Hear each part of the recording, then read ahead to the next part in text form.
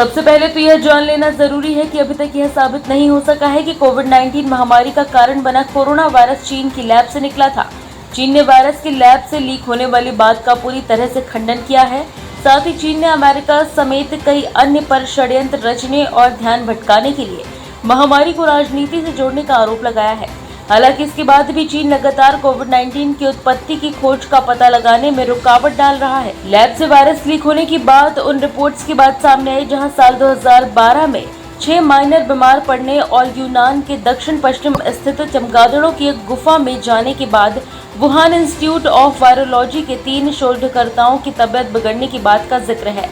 फिलहाल इस थ्योरी के कई सिरे हैं, लेकिन इसमें सबसे लोकप्रिय यह है कि माइनर्स SARS कोव-2 के रिश्तेदारों की चपेट में आए थे, जिसमें कोविड-19 आपदा फैलाई, जिसके बाद इशारा वुहान इंस्टीट्यूट ऑफ वायरोलॉजी में हुई चीनी रिसर्च की तरफ जाता है कि साल 2019 में कुछ गलतियों की वजह से महामारी शुरू हुई। किसी ने शायद सच ही कहा है कि इंसान कई बार भगवान का रूप लेकर दूसरों की जान बचा लेता है।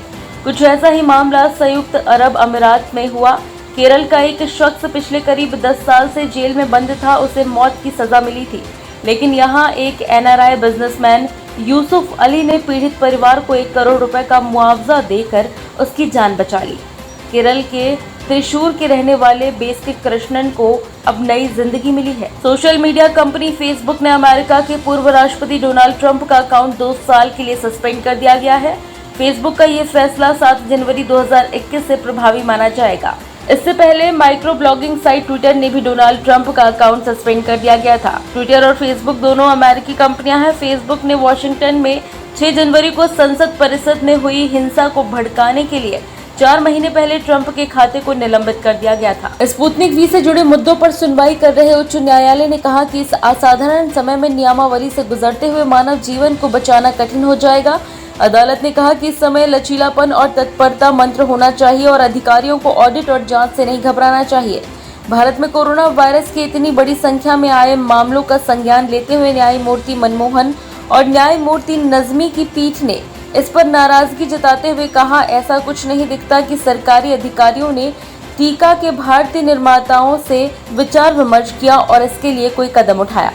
उत्तर प्रदेश कांग्रेस कमेटी ने 3 दिन पहले कोरोना संकट के दौरान यूपी में सामने आई अव्यवस्थाओं और वैक्सीनेशन की धीमी रफ्तार को बढ़ाने की मांग को लेकर प्रदेश की राज्यपाल आनंदीबेन पटेल से मिलने का समय मांगा था। राजभवन से सिर्फ 4 कांग्रेसियों को राज्यपाल से मिलने की अनुमति मिली थी, लेकिन शुक्रवार को अचानक राज्यपाल ने कांग्रेस नेताओं से मिलने से इनकार कर दिया। इस पर कांग्रेस नेता भड़क गए। कांग्रेस नेताओं ने इसे उत्तर प्रदेश के इतिहास का काला दिन करार देकर राज्यपाल पर मर्यादाओं को तार-तार करने का आरोप लगाया है।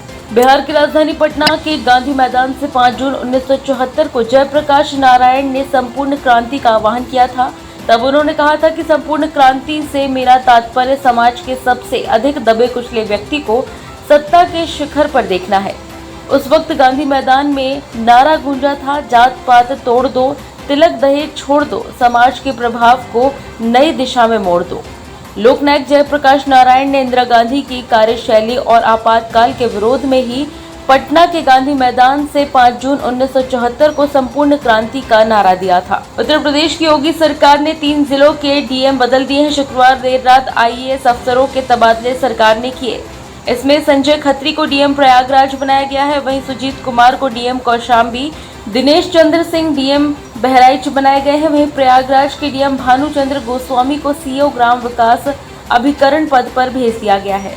T20 वर्ल्ड कप का आयोजन इस साल अक्टूबर-नवंबर में होना है। हालांकि वर्ल्ड कप कहां खेला जाएगा इस पर संशय बना हुआ है। T20 वर्ल्ड कप पहले ऑस्ट्रेलिया में होना था, लेकिन कोरोना के कारण पिछले साल इस टूर्नामेंट को रद्द कर दिया गया था। इसके बाद भारत को इसकी मेजबानी सौंपी गई। सरकारी तेल कंपनियों ने पेट्रोल डीजल के नए रेट जारी कर दिए गए हैं। बता दें कि आज ईंधन के दाम में कोई फेरबदल नहीं किया गया है। शनिवार को राष्ट्रीय राजधानी दिल्ली में पेट्रोल 94.76 रुपए प्रति लीटर, जबकि डीजल 85.66 रुपए प्रति लीटर है।